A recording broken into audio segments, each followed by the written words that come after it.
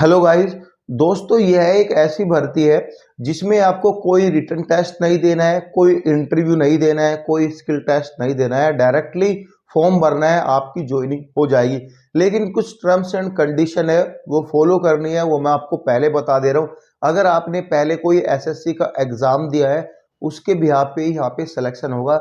जब इसका सिलेक्शन का पार्ट आएगा, हम जब डिस्कस करेंगे कैसे आप इन पोस्ट के लिए सिलेक्शन ले सकते हो। सो गाइज, अभी जो इसमें पोस्ट आई है, स्टेनोग्राफर थर्ड की पोस्ट है, सोशल सिक्योरिटी ऑफिसर की पोस्ट है। स्टेनोग्राफर थर्ड की 11 पोस्ट है, सोशल सिक्योरिटी ऑफिसर की 104 पोस्ट है। हम बात कर रहे हैं CMPFO, coals mine provident fund organisation. इसमें ये वैकेंसीज आई है। ये वैकेंसीज ग्रुप सी की वैकेंसीज है, ठीक है, ग्रुप सी की। और ऑल ओवर इंडिया आपकी पोस्टिंग हो सकती है। लेकिन यहाँ पे एक और बेनिफिट है, जब आप इसका एप्लीकेशन फॉर्म डालोगे, इसका फॉर्म ऑनलाइन आपको अप्लाई करना है। अगर आपको लिंक नहीं मिल रहा है तो मैं लिंक डिस्क्रिप्शन में डाल दूंगा, आप वहां पे क्लिक करके डायरेक्टली रीडायरेक्ट हो सकते हो इनकी वेबसाइट पे। जैसे ही आप इसका ऑनलाइन फॉर्म डालोगे, सो गाइज, उसमें आपको एक ऑप्शन मिलेगा जिसमें आपको 3 पोस्टिंग सिटी के नाम लिखने हैं। सपोज करो आप दिल्ली से हो, तो आप फर्स्ट सिलेक्शन आप दिल्ली सिटी का करना, मतलब चूज 1, चूज 2, चूज 3, ऐसे सिटी को चूज करना है कि नियरेस्ट सिटी में आप अपना यहाँ पे जो है ज्वाइनिंग भी ले सकते हो। सो यहाँ पे फैसिलिटी अच्छी है। और बहुत सारे स्टूडेंट का ये भी डाउट होगा, जब इसमें एग्जाम नहीं होगा, स्किल टेस्ट नहीं होगा, तो इसमें ये टेम्परेरी पोस्ट है। नहीं, ये कोई टेम्परेरी पोस्ट नहीं है, ये परमानेंट पोस्ट है। और लेवल 4 की सैलरी पर आपको काम करना है। लेवल 4 की सैलरी बहुत अच्छी सैलरी होती है। कहीं ना कहीं यहाँ पे 45 से 50 हजार के बीच आपकी सैलरी इन एवरी मंथ यहाँ पे बनेगी, ठीक है। अब यहाँ पे वीडियो स्टार्ट करते हैं। जो बेसिक चीजें वो मैंने आपको बता दी। इसमें selection age and all things, ये सारी चीजें हम डिस्कस करते हैं।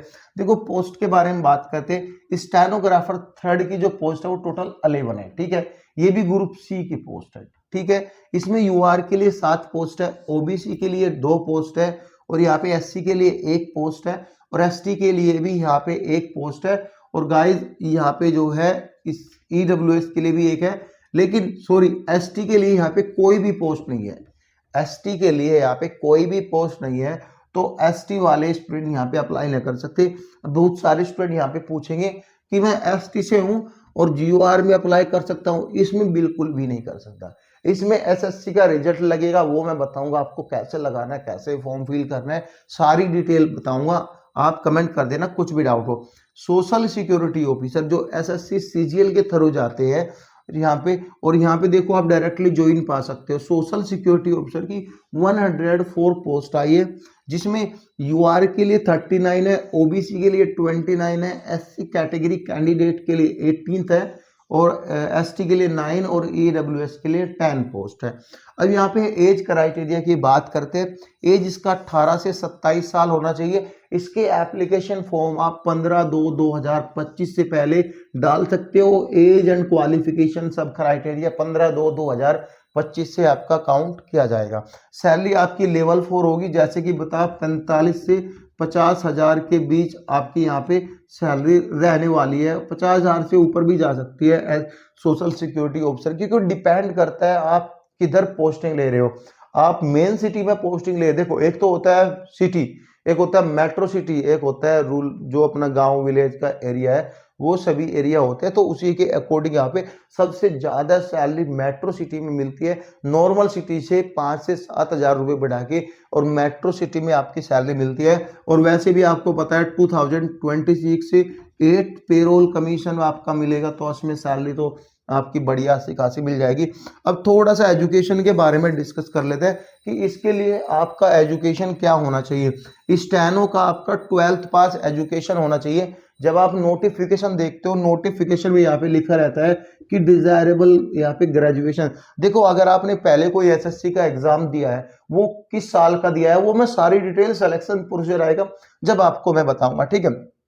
यहाँ पे जो अभी जैसे कि आपने 2022 का कोई एसएससी का एग्जाम दिया, अभी 2025 चल रहा है, तो ग्रेजुएशन तो आप कर ही रहे होंगे, घर पे थोड़ा ना बैठे होंगे। जब उस टाइम आप 12th पास हो तो यहाँ पे डिजायरेबल दिया है, अगर आपने ग्रेजुएशन की है, ग्रेजुएशन के फाइनल ईयर में हो या पेयर हो, तो आपको फर्स्ट प्रीफरेंस दिया जाएगा।